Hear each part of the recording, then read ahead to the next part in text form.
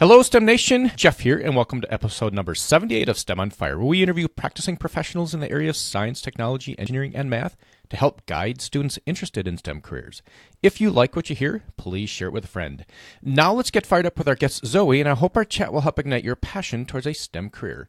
Zoey earned a bachelor's degree in computer science from the Metropolitan State University of Denver and has had multiple positions along the way and is currently an engineering manager at Meetup. Welcome to the show, Zoey. Fill in any gaps and share a bit of your personal life. So that's a good synopsis. A lot of what I've focused on over the years has been Agile software development and ways to build large complex things using, like with teams of people in more effective and just kind of humane ways. Personally, I think about that a lot, and also I live in Brooklyn with my cat. All right. And Zoey, so you went for computer science versus computer engineering. Why did you choose computer science over computer engineering? A large part of that was actually just the degrees that were offered at my school. At the Metropolitan State College of Denver, it was a college at the time. It's very focused on getting education that was usable immediately for a career, very job-oriented degrees. And so computer science was an offering, and as well as computer information technology. But computer science was really the software engineering computer science with a mild electronics introduction as well that was available. And so that was the thing that was really interesting to me, is to go into making software and solving people's problems through software. All right, thanks for that, Zoey. And I was looking through your LinkedIn profile. I'm looking at it right now, and I'm looking at the different companies that you've worked for in the past, and even working for Meetup today. Companies like ClickFox and Placeable and Tumblr and Pivotal. Those are not household names. And I think with computer science, a lot of these new companies that are coming about, they all require folks that know how to write software. And what really struck me is I looked at what you're doing at Tumblr. And I'm going to read this. So you were replacing elements of the PHP monolith with high throughput, low latency microservices, helping to build and service 50 million daily active users with a request frequency of 1 to 2 megahertz. Could you explain to STEM Nation what that really means? Right. So that's actually funny because overall I was not very good at that job.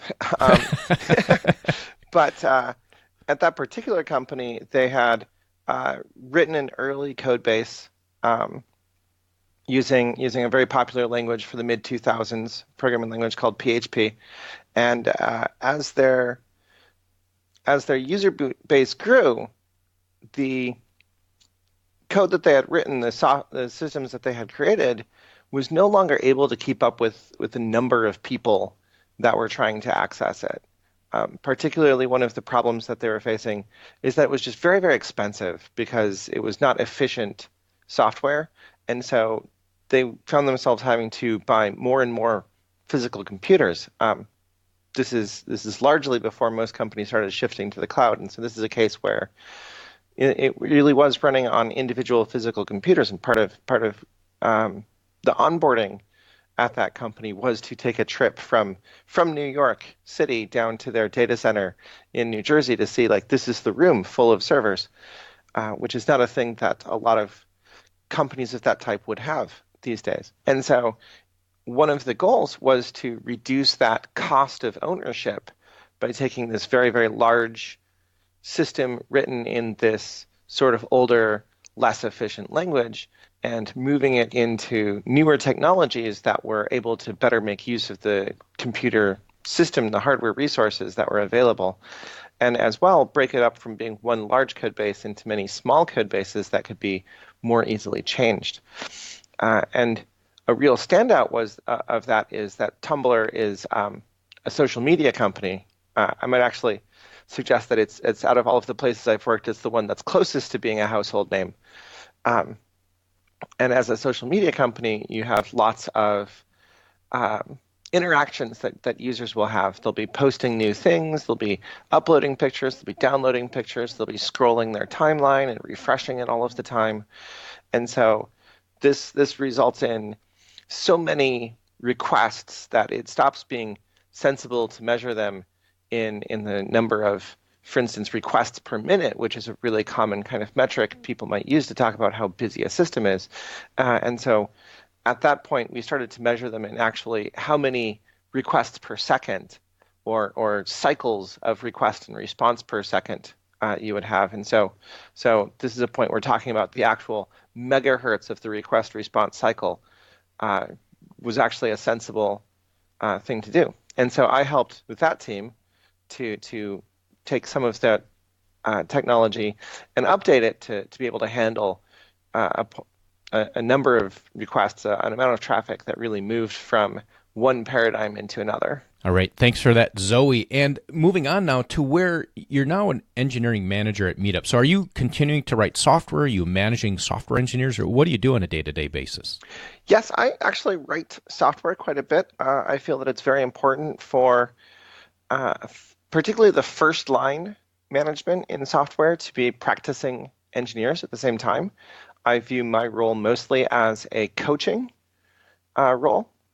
And as opposed to a senior engineer who could definitely be seen as someone who coaches more junior engineers in how to do one thing and practice one skill or implement one particular piece of code, as an engineering manager, I view my role very strongly as coaching on a much longer term basis of coaching someone for a year, 2 years while they're at this company, while they're in this role, and perhaps setting them up for longer term success even after they move on. And so I want to be definitely involved as a practicing engineer so that I can engage in that in the moment coaching, teaching new skills, but also so that I can really understand the problems that the people that I'm working with are facing and help them kind of craft longer term goals and strategies to overcome those problems and grow as engineers themselves. Yeah, and Zoe, I like the fact that you said that, as a manager, you're really acting as a coach. So, kind of gone are the days of, your boss coming in, your manager coming in and just, grinding. It's really, nowadays, the manager really is there to be a coach to help that person be successful. I agree. Particularly in software, which is largely a creative pursuit, even as it's a very precise mathematical pursuit at the same time. It's a case where we've largely started to discover in many, many parts of the software industry that a top-down decision-making framework isn't as successful as a bottom-up one. The people who are writing the code are actually the ones who are most informed about the problems that are being faced, both by the technical challenges and the problems that the users themselves are experiencing, and can best formulate those solutions to those problems. And so when we look at a management chain, it's a lot more responsible of us to give those people the information and support and power that they need to be able to make the best decisions for themselves and for the users. And so that's exactly what I view. Like, as a coach, that's really what I'm trying to do, is I'm trying to help them get the skills to succeed now and in the future at fulfilling our company's mission of solving user problems. Yeah, and STEM Nation, listen to what Zoe's saying and what other folks on the podcast have said is when you go off and get co-ops or internships is look at the environment that when you're there and see if that environment fits you. And if you're looking for that kind of coach mentality, see if that comes out from the company that you're working with or not, and then make those decisions on where you want to go to next. So thanks for that, Zoe. And Zoe, what is one thing that really has you fired up today? Oh, most recently, it's really thinking about software architecture and the best ways to, or at least the better ways to determine how your software should be structured. This is a case where Meetup, the company I'm at, is relatively old in terms of software companies. It was founded in the early 2000s.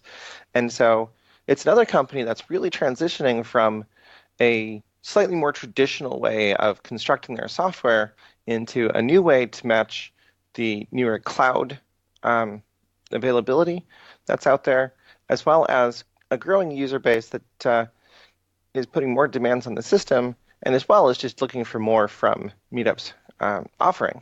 And so how do we create the software in a way that's really healthy, it's really flexible, so that we don't have to stop and rebuild everything next time our situation changes. And I would imagine, Zoe, that it's pretty common now with some of the software companies that have been around a while.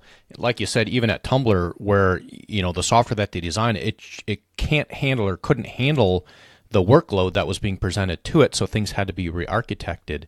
So I think the availability of positions out there for a computer science person that understands how to write software for on-premises, data centers, as well as going to the cloud, is going to be a career that's going to be in demand going forward. Could you expound upon that a little bit? Absolutely, I agree. A large part of that also is having a good amount of patience. I think one of the mistakes that we most often make when we discuss architecture is we rush to make a decision. If we can think about it, architecture has been described in one way as the decisions that are difficult to take back. And so often we'll find that the best time to make those decisions is when we know the most information. And so people who are really successful at that architecture activity, at making those decisions that are difficult to take back, are the ones who tend to have the patience to learn the most, to wait until they really understand the landscape, and until it's essentially irresponsible to wait any further. And so that's something, it's not a thing that people are born with. It is definitely a skill that we can focus and grow, but it's not one that is always emphasized. And so that's something that I spend a lot of time thinking about, practicing in myself, and helping the people around me practice as well. It's just that patience to learn and see if we can, rather than making the decision, defer the decision in some way using some technique that increases our flexibility instead. So thanks for those insights, Zoe. And, let's get some insights in getting through college. So what's some advice that you'd have for the students graduating high school, heading off to college, something that you think would help them be successful to get through what I will say are some pretty challenging degrees? From my experience, one thing that I could definitely say is to have an idea of the value that you want to get out of it as you go through. I actually took 2 tries to go through college.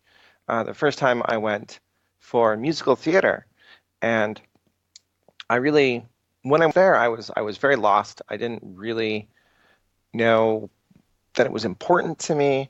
I didn't know why so much I wanted to focus on it.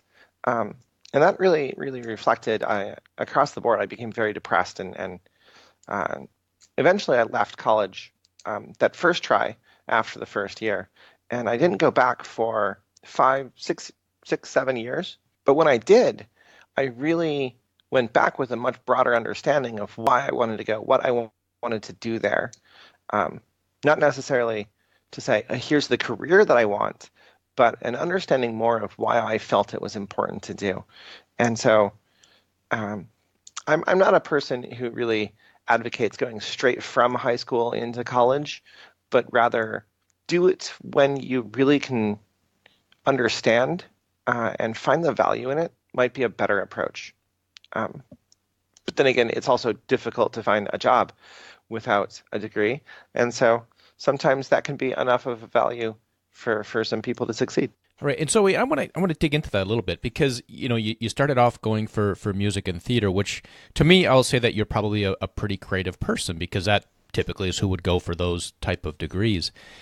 And then you also mentioned before that computer science is kind of like an art form. How does the creative side in somebody come out through computer science? I think it is in fact a very creative exercise. When you look at what computers can do, when you say the computer, and particularly computer software, is going to be my tool for solving problems, the boundaries become very, very immense. For any particular problem, there are many, many ways of solving it, from very basic things such as the platform that we're going to use.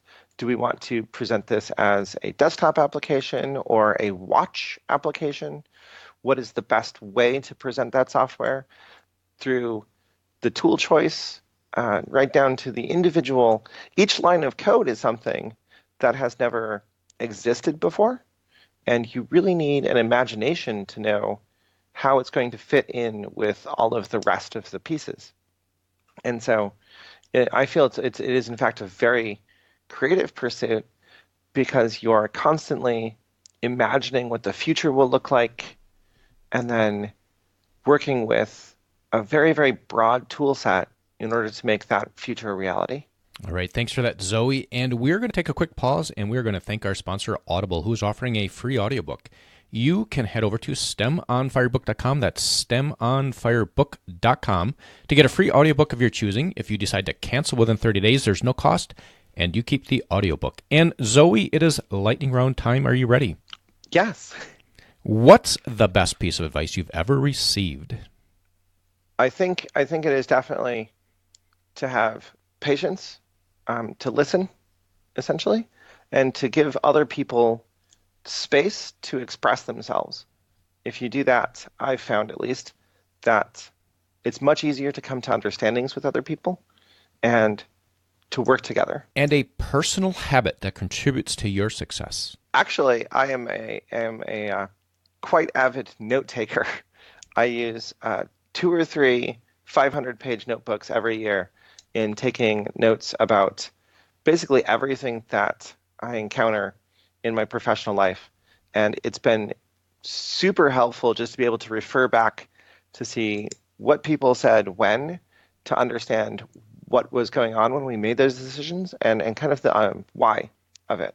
Understanding why a decision was made is very, very helpful in the future when you're dealing with the ramifications of that decision. And a favorite internet resource or phone app, and why? I'm actually very, very fond of the webpage LearnX in Y Minutes. I've had to work in quite a few different programming languages over the time that I've over the years. Particularly when I was at Pivotal, that was a consulting role, and so I usually didn't get to choose what programming language to use. And so LearnX in Y Minutes it's a cheat sheet for programming language syntax. I believe there's over 100 different programming languages on it, and each page is a really quick, here's how to write some code in this. And it's really useful to me. STEM Nation, listen to that, because, in college, when you're trying to pick up new languages, never heard of that website. I'm going to go check it out, and it will be in the show notes. And Zoe, if you had to pick one book to recommend, what would it be? I think there's one book that's helped me in my software career more than any other one. It is the book by Michael Feathers, Working Effectively with Legacy Code. And he gives a really simple philosophy of how to take code that is already written, code that has maybe been there for years, has been changed for years, hasn't necessarily been maintained in the most healthy ways, and how to turn that back into really vibrant, flexible, like alive software that is easy to change and own in the future. And quite honestly, for people who are writing computer software, that code, that legacy code that's been there for a long time, that's the majority of what you're going to be using, because every day you write some code, and in another month or two, that's your legacy. That's the decisions of the past that you're having to deal with every day, and knowing how to turn it back into fresh code that is easy to use has been very, very valuable to me. Yeah, and I agree with that, Zoe. And I work with software engineers, and the amount of legacy code is enormous, and you're always going to be working with it. Mm-hmm. And as we wrap up here, Zoe, could you share a parting piece of guidance for STEM Nation, and then we will say goodbye? A thing that has really helped me succeed in my career as a technologist is to understand that the technology problems we face every day, and the things that we deal with and try to solve, we wouldn't be doing those if they were simple problems. Instead, they're very, very complex. They're usually much, much too complex for a single person to understand and create a solution for all by themselves. And so focusing on those human elements of how to work better with people has been a very, very important part of my growth and success in software. All right. Thanks for that, Zoey. And with that, we will say goodbye. I hope you enjoyed that chat today with Zoey. You can head over to STEMonfire.com, subscribe to the email list to get up to the latest happenings, and be sure to subscribe to the podcast on your favorite podcast player and share it with a friend. Tune in next where we could talk with Brandon, who is a data scientist at Facebook. Until next time, I hope this chat has helped ignite your passion in STEM.